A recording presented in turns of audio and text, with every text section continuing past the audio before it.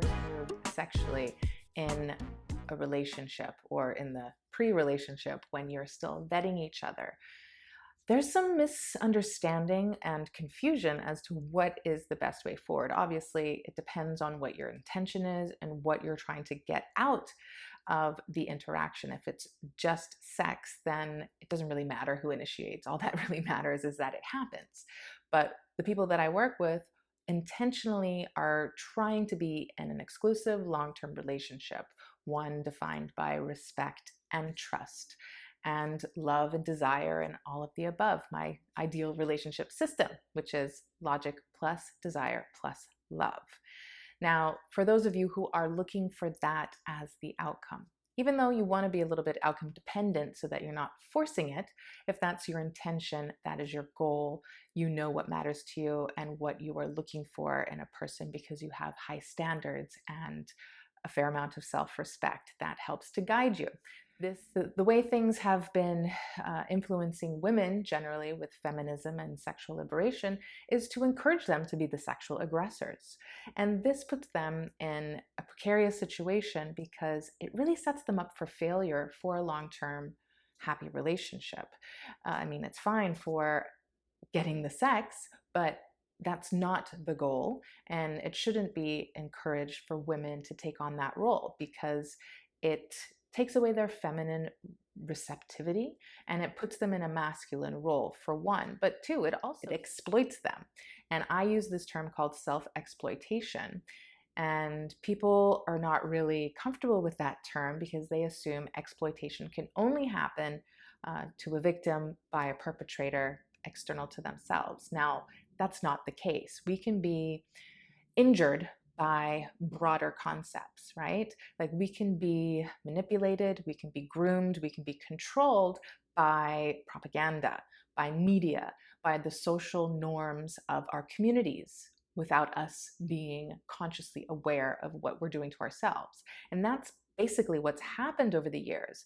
And so women have been slowly and gradually groomed to exploit themselves. And this is not good. So between inverting the sexual polarity in relationships for the women to be the sexual aggressors and the men to be the submissive ones also plays out in their non-sexual aspects of the relationship, right? So what you're seeing is a lot of these hard, abrasive, combative women who are dominant and take over the relationship. They take charge, right? That is not effective for a healthy heterosexual relationship. The man needs to be able to set the frame, set the tone in the beginning. You definitely want to make sure that a woman is genuinely interested, genuinely desires you, and genuinely respects you.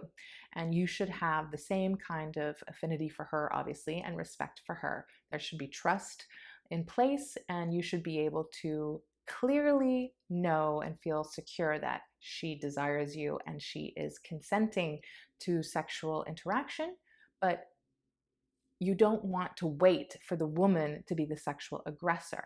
You do want to hold off just enough and in such a skillful way that you stoke the passion, the fire of passion, and you're able to build the sexual charge, which is the sexual polarity, and the anticipation to create that passion between you.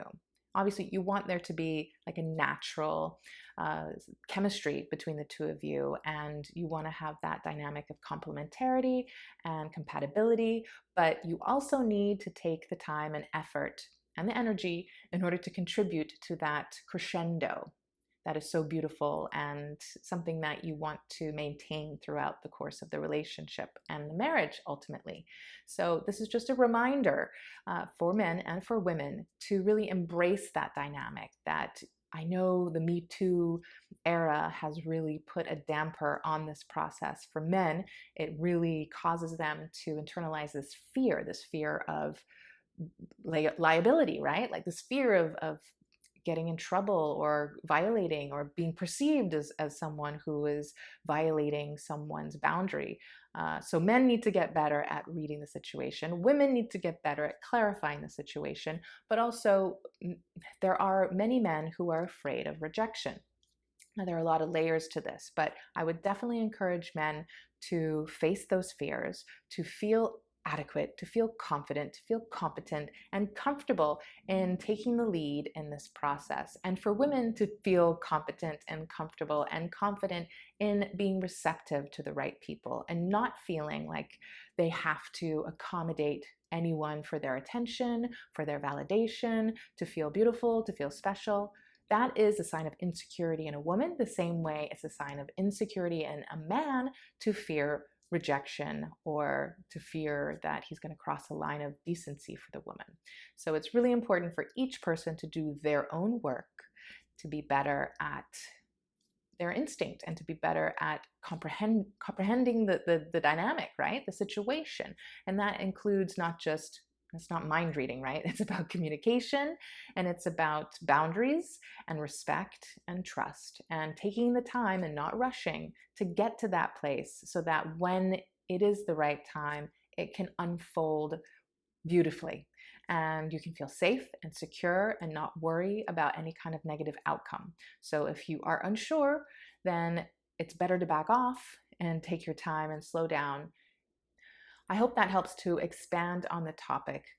It's so important for women to confront these issues so that they understand that it's not a game and it's not about men versus women, but it's about us versus ourselves, and to really make sure that we're in a healthy frame of mind and that we clarify our intentions and our boundaries and our standards, and we're able to enjoy the process so that we can not be so stressed out when we're getting to know someone and really allow the optimal experience for relationship development.